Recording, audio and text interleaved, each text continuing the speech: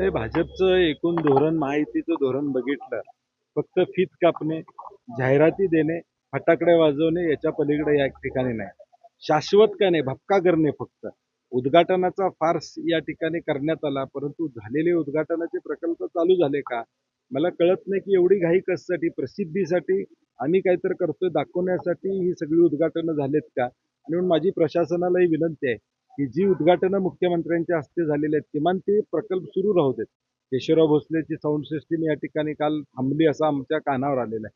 आणि म्हणून किमान जो दर्जा आहे तो दर्जा किमान या सगळ्या बाबतीत सांभाळला गेलाय का नाही याची काळजी त्या ठिकाणी प्रशासनाने घ्यावी अशी आमची अपेक्षा. त्यामध्ये सगळ्या गोष्टीचं केंद्रीकरण चालू आहे, विकेंद्रीकरण नाही आहे. महापालिकेचा अधिकार आहे, महापालिकेतला दिवा हा कुठला घ्यायचा हा महापालिका निर्णय घेऊ शकत नाही. आता या राज्यातल्या महापालिकेचे दिवे सुद्धा राज्य शासन खरेदी करून देणार आहे. म्हणजे अंधार पडला तर आम्ही मुंबईकडे बघायचं की उजेड कधी पडणार आहे, अशी अवस्था राज्यातल्या महापालिकांची. आणि मागच्या वेळी देखील जनरल बॉडीनं सर्वानुमते मला वाटतं एकमतानं ठराव केलेला आहे की हा अधिकार किमान बल घ्यायचा अधिकार म्हणजे 500 रुपयाचा बल घ्यायचा अधिकार सुद्धा आता महापालिकेला नाही आणि कोणत्या कंपनीचा म्हणजे हे सुद्धा अधिकार महापालिकेला नाहीत. आणि म्हणून एक निर्णय महाराष्ट्र शासनाचा होईपर्यंत आम्ही आमच्या वतीनं काँग्रेस पक्ष म्हणून आम्ही या जवळजवळ 1550 दिवे आम्ही वेगवेगळ्या वॅटचे 81 म्हणजे 21 प्रभाग आहेत त्या सगळ्यामध्ये आम्ही देण्याचं नियोजन केलं.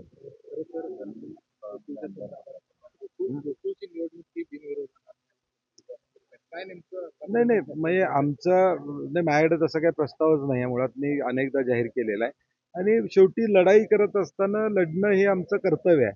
आमची निवडणूक गोकुळच्या स्वाभिमानासाठी आहे, 5.5 लाख शेतकऱ्यांना न्याय मिळवण्यासाठी आहे.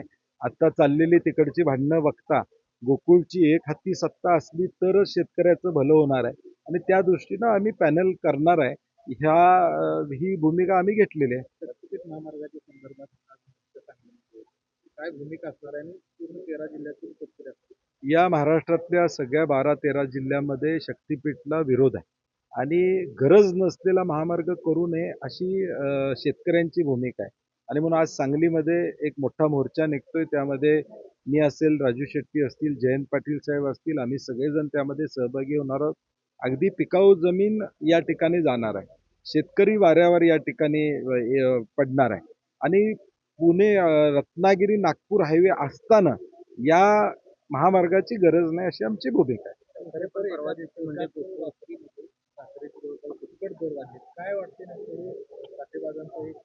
नाही मला वाटतं तसा साठी बाजारचा विषय नाही आहे, कारण की साखरेचं उत्पादन या ठिकाणी उत्पादनावर या सगळ्या गोष्टी अवलंबून त्या ठिकाणी असतात.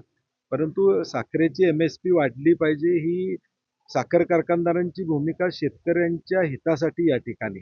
आणि मला वाटतं केंद्र शासनानं मध्ये निर्णय घेतो म्हणून 15 दिवसात निर्णय घेतो म्हणून सांगितलं होतं, ते काय घेतलेला दिसत या ठिकाणी नाही आहे आणि म्हणून त्याचा परिणाम आता बाजारामध्ये दिसतोय.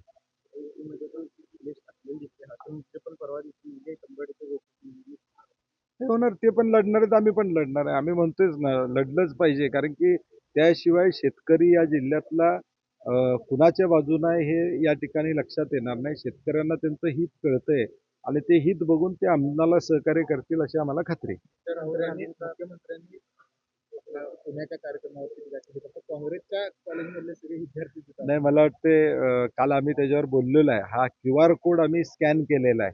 आता कोल्हापुरातनं जवळजवळ 500 मुली चाललेल्या आहेत, रजिस्ट्रेशन केलेलं आहे. राज्यातून नंदुरबारमधून 50 मुली येणार आहेत, गडचिरोलीतनं काही मुली येणार आहेत. आता मला काल गुजरातवरून काही मुली त्या ठिकाणी येणार आहेत. राहुल गांधींनी एक आशेचं किरण या युवक आणि युवतींच्या मध्ये या ठिकाणी दिसतंय. या युवक आणि युवतींना राहुल गांधीच आपले प्रश्न सोडवू शकतात याची खात्री झालेली आहे. त्याला मिळणाऱ्या प्रतिसादाला कुठंतरी खो घालायचा म्हणून काहीतरी वक्तव्य मुख्यमंत्री महोदयांनी केलेलं आहे. मला त्यांना सांगायचं आहे की हा QR कोड आहे आणि कुणीही रजिस्टर करू शकतं आणि कुणी तिथं येऊ शकतं. आणि पक्षाचा बॅनर त्या छात्रवृत्ती गुंजमध्ये कुठेही लावलेला नाही.